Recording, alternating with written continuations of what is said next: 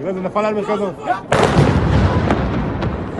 اسرائیل کا ناقابل تسخیر دفاعی حصار ٹوٹ گیا. یروشلم اور تل ابیب پر میزائلوں کی قیامت. ایران نے اسرائیل کے خلاف تاریخ کا سب سے بڑا بیلسٹک میزائل بیراج داغ دیا ہے، جس نے اسرائیل کے فضائی دفاعی غرور کو خاک میں ملا دیا ہے. اسرائیلی فوج اور عالمی میڈیا نے تصدیق کی ہے کہ ایران کے جدید ترین فاتح 110 میزائلوں کے سامنے آئرن ڈوم اور ایرو سسٹم بے بس ہو گئے ہیں. سینکڑوں میزائل دفاعی حصار کو توڑ کر براہ راست شہروں پر گرے ہیں. الجزیرہ کے مطابق ایران نے یہ حملہ 62 خوفناک لہروں میں کیا ہے، جس میں 400 سے 500 کے قریب بیلسٹک میزائل استعمال کیے گئے ہیں. یروشلم میں تاریخ کا پہلا براہ راست میزائل حملہ رپورٹ ہوا ہے، جبکہ بیت شمس میں ہونے والی تباہی نے اب تک 12 جانیں نگل لی ہیں. تل ابیب اور بیت شمس میں 150 سے زائد افراد زخمی ہو چکے ہیں. پورے اسرائیل میں سائرنز کی گونج اور لاکھوں اسرائیلی شہری زیر زمین پناہ گاہوں میں محصور ہیں. ایران کا کہنا ہے کہ یہ سپریم لیڈر کی شہادت کا وہ انتقام ہے جس کا تصور بھی اسرائیل نے نہیں کیا تھا.